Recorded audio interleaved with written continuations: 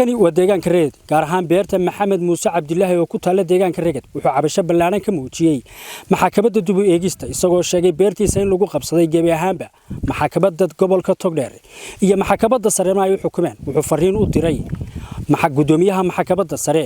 geesta kalena qaar ka mid ah odayaasha ehelada iyo odayaasha deegaanka Reed ayaa waxay sheegeen gebi ahaanba inuu beertan lahaanshadeeda leeyahay oday Maxamed Muuse Cabdilaahi waxaanay fariin u direen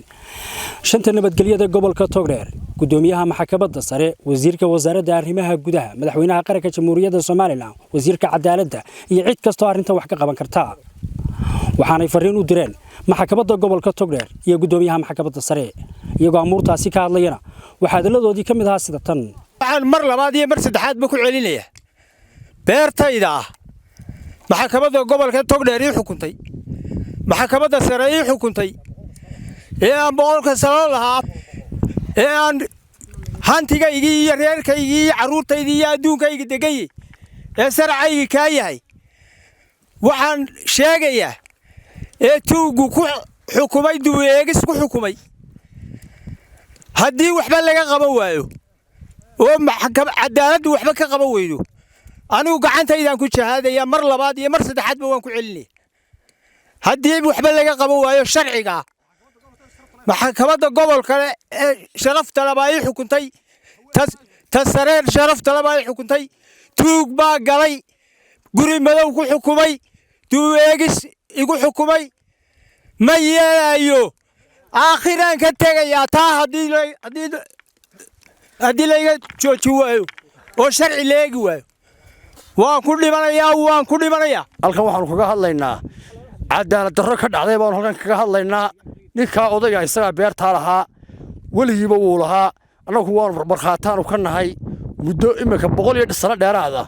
dhulka beerta suu lahaa deegaankana wuu og yahay gobolka Togdheer markii ay isqabsadeen niman baadilo tuurta lagu soo yimi nimanka qabsaday waxa ku qabsadeen xaq darro maxkamadda gobolka Togdheer way u xukuntay maxkamadda sare way u xukuntay waxay ugu xukuntay sharci waxa la baalmaray sharciga waxa baalmaray mid khaayina baa baalmaray oo garsoore isku sheegaya dubeegista markay qaateen guri madow buu la galay waa aragtaan wuu yaala sharciga waa ka gurigiina waa ka carruurtiisina waa kuwa haddii sharcigu shaqayn waayo waxa shaqayn doona gacan baa shaqayn doonta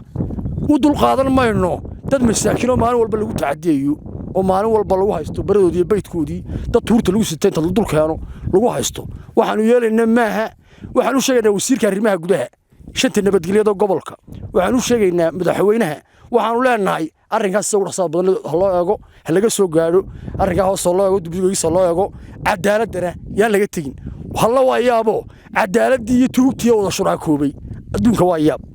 war maxay marka adduunka dad kala saaraya marka cadaaladii tuug shuraakoobo bal cidda wax kala saaraysan horta la yaabsan sharcigaanu ku taaganana mar walba sharcigeenu baalmarno ma jicin daalimiinta sharciga baalmaraya inka miskiinka hantidiisa ku haysta ee aragtaana naftiisa iyo maalkiisa ka yahay ee baydkiisa ka yahay ee sharciisa ka yahay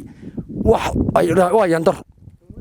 waxaanu sheegaynaa shanta nabadgelyada waxaanu sheegaynaa gobolka cidii ugu timaada ninkaas ee baadilka lagu haysto cidii ugu timaada shaqo wixii ka dhacaa kuma lihin waxa ku shaqo leh maxkamadii daalimka u soo fulisay baadilka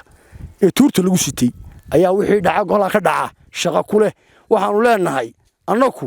sharci baan ku taaganay war arrinkaas cidda qusayso oo shanta nabadgelyada gobolka iyo wasiirka arrimaha gudaha iyo madaxweynahaba warankaas loo eego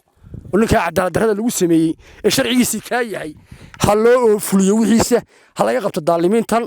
saasaanu leenahay annaguna waanu dadkayga ma jeclin lagu xadgudbo in lagu taadiyo midna ma jeclin meel yeelano oo mana dul qaadanayno wassalaamu calaykum waxaan ka hadlayaa Maxamed Muuse Cabdilaahi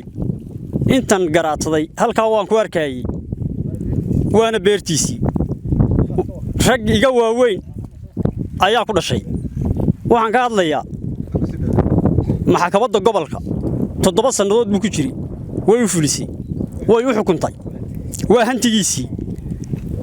maxkamadda sare ee sharafta leh way u xukuntay waxa ka la daba maray tuug guri madow la galay oo dubeegisa bismillaahir rahmaanir rahiim waxaan sheegaynaa halka waxaanu ka sheegnay maxkamadda sharafta leh waxaan ka codsanaynaa arrinka inay wax ka qabato oo si cadaalad wax ka qabato oo cadaaladda siday tahay loo maro waxa weeye